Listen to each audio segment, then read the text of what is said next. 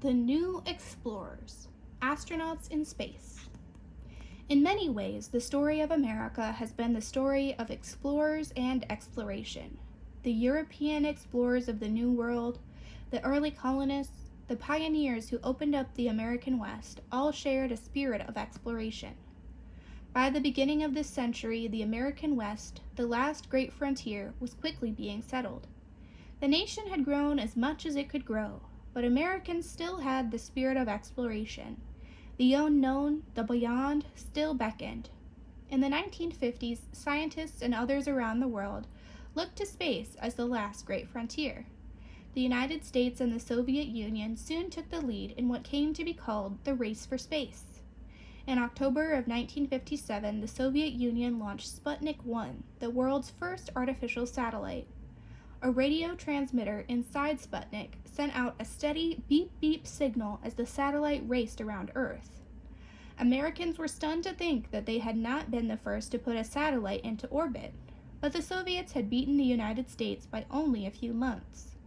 On January 31, 1958, America's first unmanned satellite, Explorer 1, was sent into orbit around Earth. A few months later, Congress voted to establish the National Aeronautics and Space Agency, or NASA, to run the American space program. The space age had begun. In October 1959, a new U.S. space project called Project Mercury was started. Its goal was to put a person into orbit around the Earth. 7 people were selected to be the first American astronauts. Each of these 7 astronauts hoped to become the first human to travel into space. But before that could happen, there were many questions to be answered. Could a person survive in space?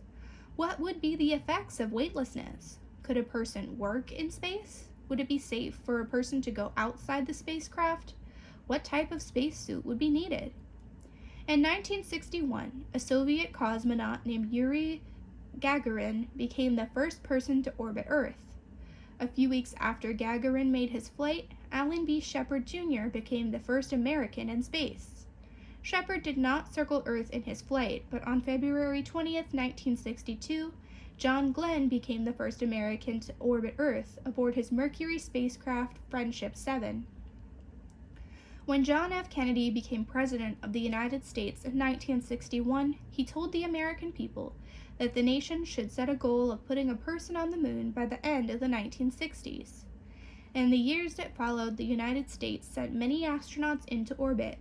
It also orbited communication satellites to relay radio and television signals, weather satellites to send back pictures of storm systems and cloud formations, and many scientific satellites. The United States also launched space probes to the Moon, Venus, and Mars. By 1969, the United States was ready to send astronauts to the Moon.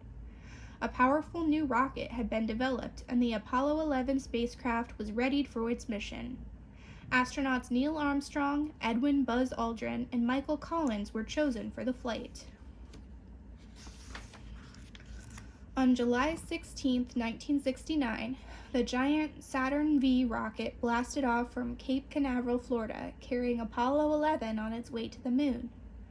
More than 1 million spectators gathered at the Cape Canaveral area to witness the launching. Millions more across the country and around the world saw the launching on television. 3 days later, Apollo 11 went into orbit around the moon.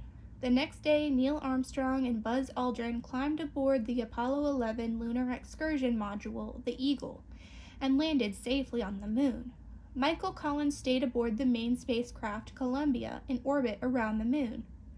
Finally, it was time for Armstrong and Aldrin to leave the lander and walk on the moon. Armstrong was the first to climb down the ladder of the Eagle.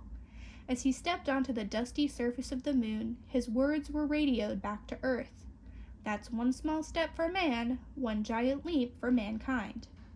Shortly after that, Aldrin joined Armstrong on the moon. They conducted experiments, set up an American flag, and left a plaque bearing the words, "We came in peace for all mankind."